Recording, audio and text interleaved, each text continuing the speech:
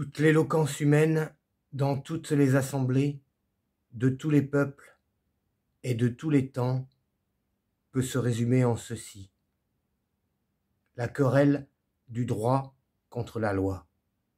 Cette querelle, et c'est là tout le phénomène du progrès, tend de plus en plus à décroître. Le jour où elle cessera, la civilisation touchera à son apogée. La jonction sera faite entre ce qui doit être et ce qui est. La tribune politique se transformera en tribune scientifique. Fin des surprises, fin des calamités et des catastrophes. On aura doublé le cap des tempêtes. Il n'y aura, pour ainsi dire, plus d'événements. La société se développera majestueusement selon la nature. La quantité d'éternité possible à la terre se mêlera aux faits humains et les apaisera. Plus de disputes, plus de fiction, plus de parasitisme. Ce sera le règne paisible de l'incontestable.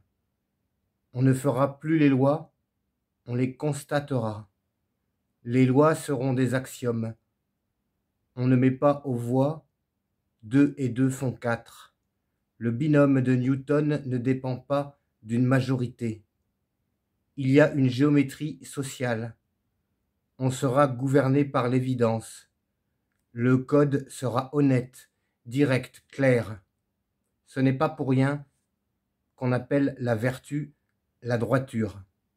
Cette rigidité fait partie de la liberté. Elle n'exclut en rien l'inspiration. Les souffles et les rayons sont rectilignes. L'humanité a deux pôles, le vrai et le beau. Elle sera régie dans l'un par l'exact, dans l'autre par l'idéal.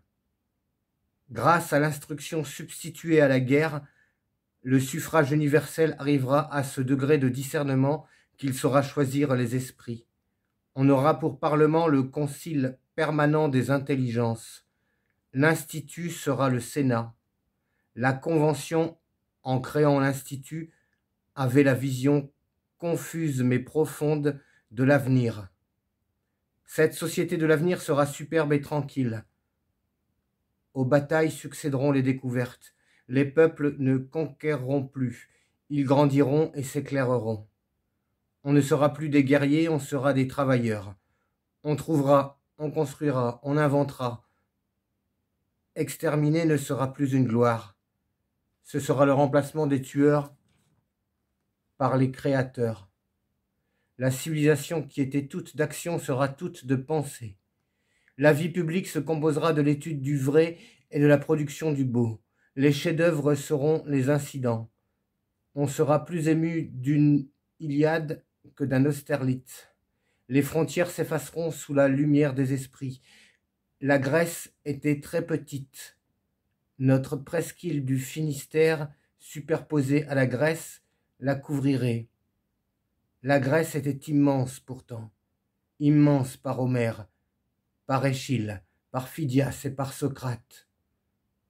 Ces 4 hommes sont 4 mondes. La Grèce les eut, de là sa grandeur. L'envergure d'un peuple se mesure à son rayonnement. La Sibérie, cette géante, est une naine. La colossale Afrique existe à peine. Une ville, Rome, a été l'égale de l'univers. Qui lui parlait à toute la terre. Urbi et Orbi. Cette grandeur, la France l'a. Elle aura de plus en plus.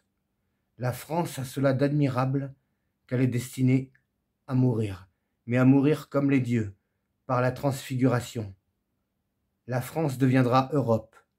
Certains peuples finissent par la sublimation comme Hercule ou par l'ascension comme Jésus-Christ. On pourrait dire qu'à un moment donné, un peuple entre en constellation. Les autres peuples, astres de deuxième grandeur, se groupent autour de lui. Et c'est ainsi qu'Athènes, Rome et Paris sont Pléiades. Loi immense. La Grèce s'est transfigurée et est devenue le monde païen. Rome s'est transfigurée et est devenue le monde chrétien. La France se transfigurera et deviendra le monde humain.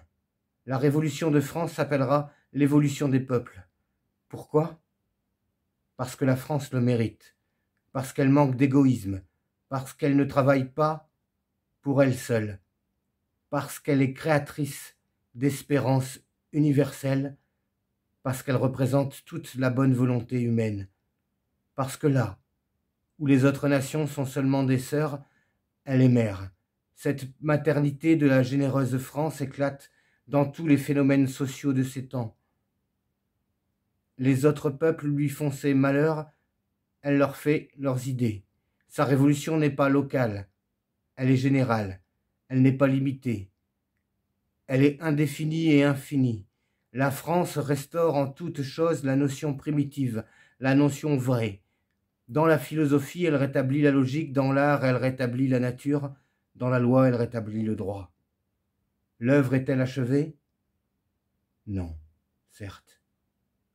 On ne fait encore qu'entrevoir la plage lumineuse et lointaine, l'arrivée, l'avenir. En attendant, on lutte, lutte laborieuse. D'un côté l'idéal et de l'autre l'incomplet. Avant d'aller plus loin, plaçons ici un mot qui éclaire tout ce que nous allons dire, et qui va même au-delà. La vie et le droit sont le même phénomène.